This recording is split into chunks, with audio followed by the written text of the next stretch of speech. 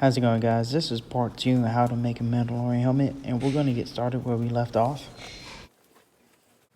So first thing is we want to take away these cracks, so we're going to fill it up with a little caulking, and all you're going to do is get some water, and then I already got started, but you know what, it's whatever. So you see this crack right here?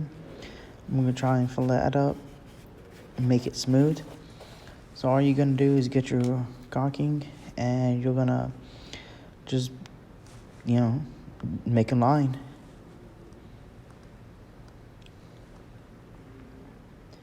And then when you're done with this line right here, all you're going to do is get some water,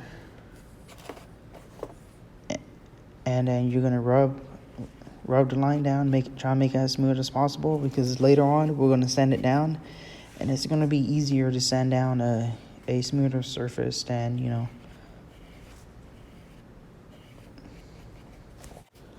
And while we're letting this dry, we're going to get started on the ears. And I'm going to make 2 pieces. The foam I'm using is 10mm foam. I got 6 pieces of it at Walmart for 15 bucks, which is amazing. So I'm just going to trace it out for now.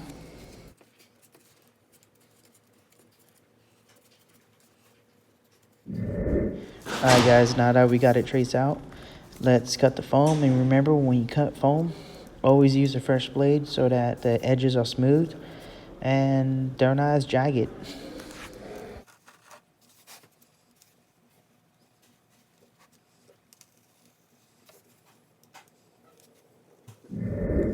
And whatever piece I'm cutting, I'm going to rough cut around it so that it's smaller and I can manhandle it and I can cut it, move it the way I want it, different ways.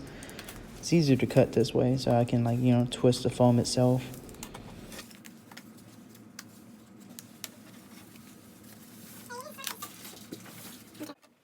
One thing I did forget was that this has a design in it, and I don't know how to transfer it. So I'm just going to freehand it, see if I can get it down as best as possible.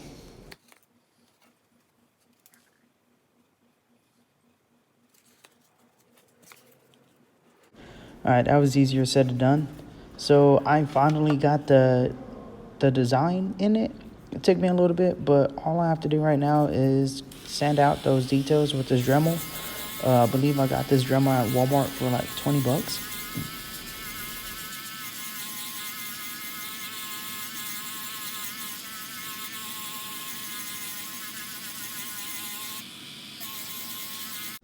Alright, now that's done, and this helmet is dry. I am going to sand it down with 150 grit sandpaper.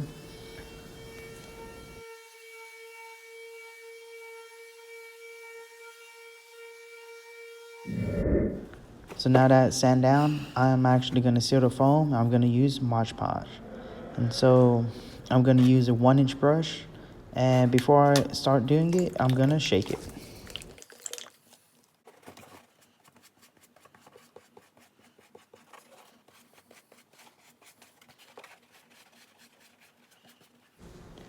When I'm applying this Mod Podge to the foam, I'm actually going to use a light coat, because the lighter it is, the quicker it dries.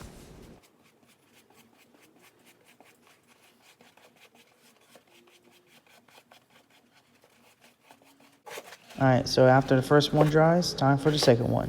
So you're going to shake it, get those lumps out, make sure it mixes well. And I'm going to use the top because it's easier.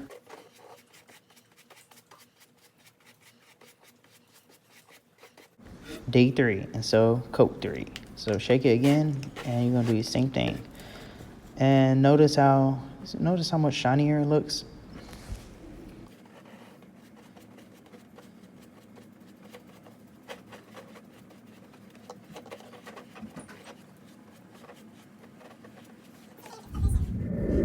So waiting for that to dry, we're going to focus on these little grill patterns. We're going to actually cut those out, or actually Dremel those out, so that it can be smooth and flat, so that it'd be easier to glue them to the helmet.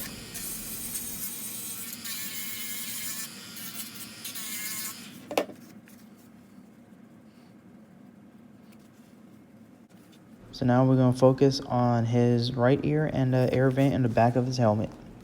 So this piece, we're going to have to cut out the middle. And for these little ducks right here, we're going to cut out 6 of them so we can line them up or stack them up in the back. Oh, and I'm also using 5mm foam.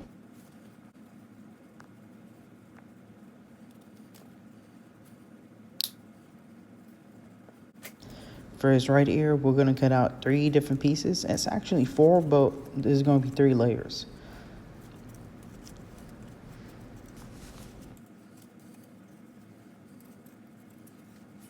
So after we're done tracing out 2 pieces, we're going to cut it out because this is going to be the bread to our sandwich.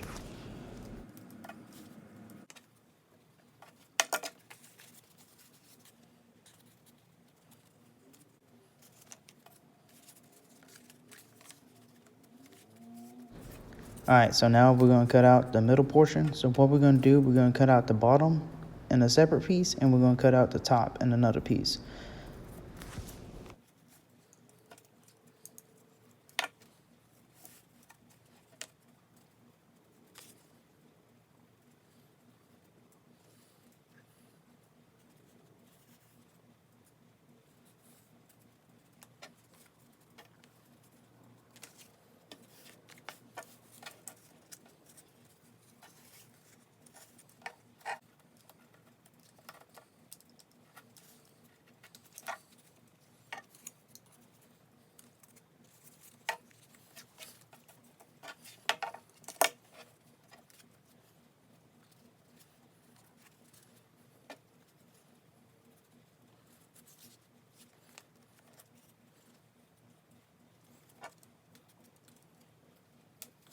So what I'm actually doing right now is cutting out a piece or a little subway for the antenna to actually slip in, and it can actually maneuver up and down.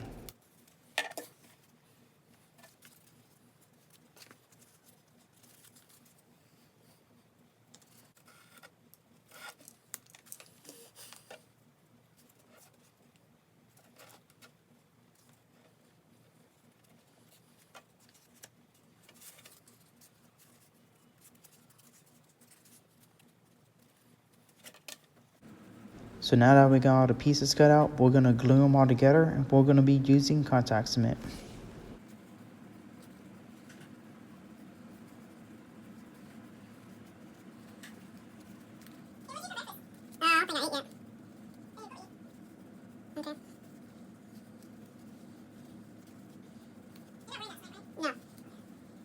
Why? Plus, I know you don't like the shirt. Alright guys, when you're actually putting the visor on, or not the visor, but the antenna on, make sure you measure it, because this is the second one I had to do and had to fix.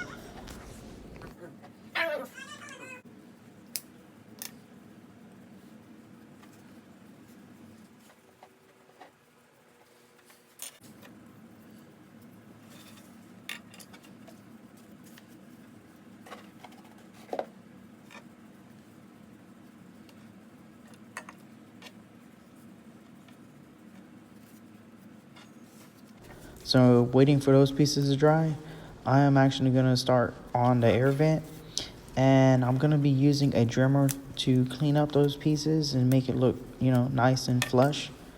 And the blade I was using was actually old, so it kind of made the pieces jagged. So that's another reason why I'm using a trimmer, so I can make it, smooth.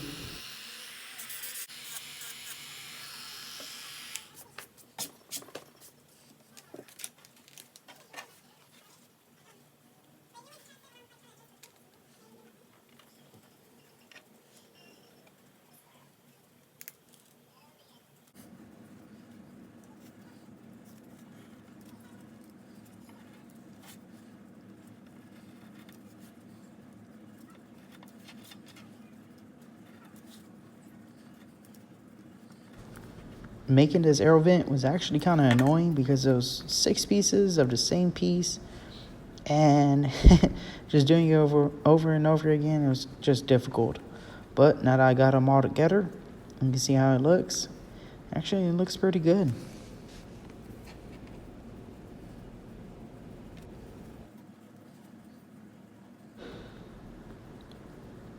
So one thing I did forget to put in was a bumper. And the bumper, what it does is that when I rotate the antenna, it actually hits it and it stops it, so it just stay in one place.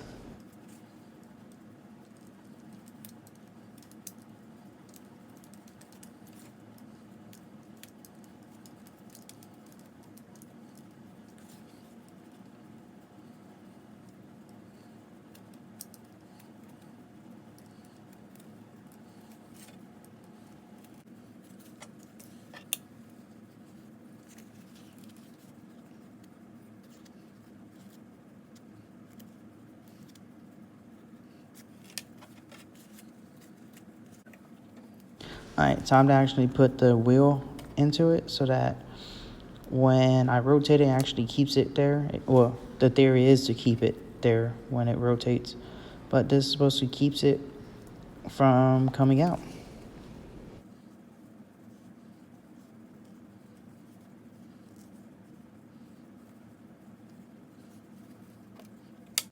Alright, so surprisingly it works. And so now I'm actually gonna put the last piece onto it so it can hold it right there in place. And again, I'm using contact cement. And every time you use contact cement, you don't want to put it on immediately. You want to let it dry a little bit until it's tacky. So basically when it's not shiny anymore, that's the time to apply both pieces.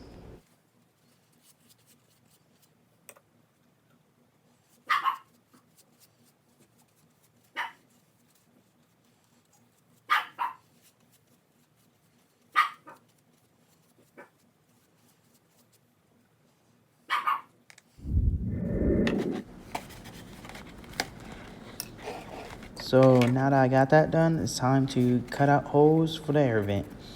So all I'm gonna do is apply the air vent to the helmet and trace it out. And I'm gonna try and get as close as I can to the air vent so that it'll be as flush and as smooth as possible.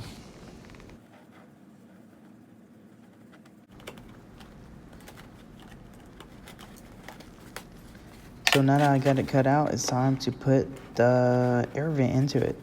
And while I'm putting this in, this is actually another annoying piece. So again, my blade was old, so I had to like make it smooth again. So it kind of messed it up for me. So when I put the air vent in, because I dremeled it, it actually made it wider. So I had to actually stretch the vent a little bit. But because it's 5mm foam, it wasn't too bad. So it did leave a crack, but I can fix it.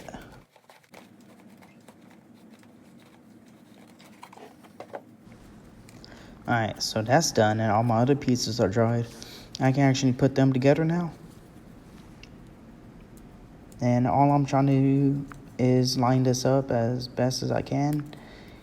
Either way, I'm just gonna Dremel it to make it smooth, so it looks nice and flush.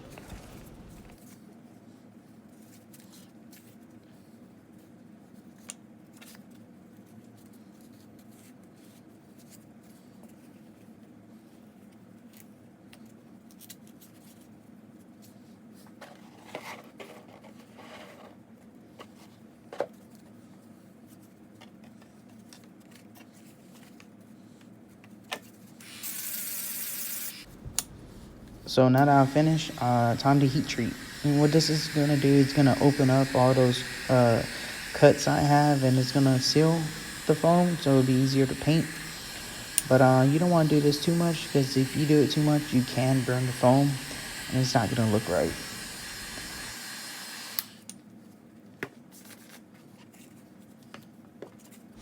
And I almost forgot. I got attached a little pathfinder, which I don't really know how it looks. I'm just gonna freehand it again.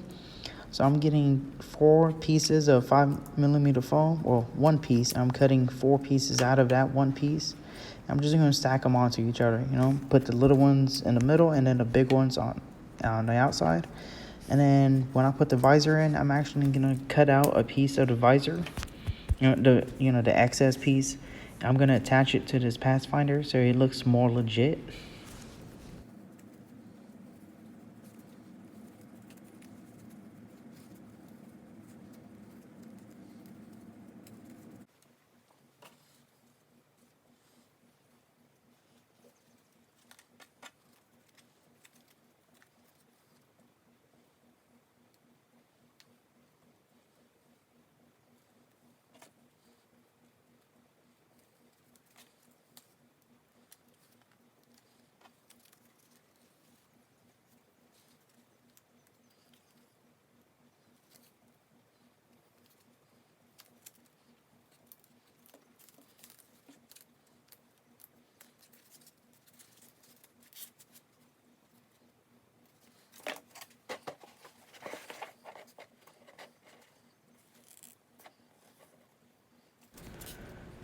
Okay, so that was the last piece, I promise. And now it's time to attach them to the helmet. So we're using contact cement again. You could use, super glue, but I didn't have it out, so I was just gonna use my contact cement. And again, you gotta wait for it to dry, so when it's not shiny and it's, tacky, it's time to apply it to the helmet.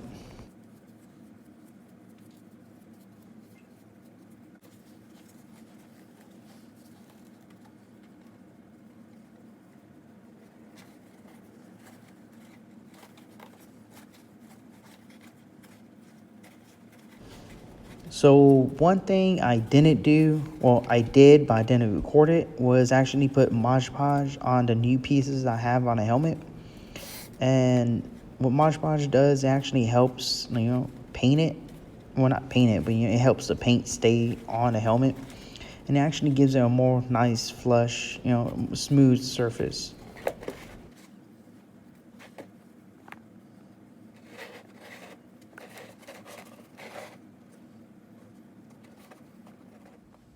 Alright, so that's it. Next video is going to be how to put the visor on, and it's also going to be me painting the helmet.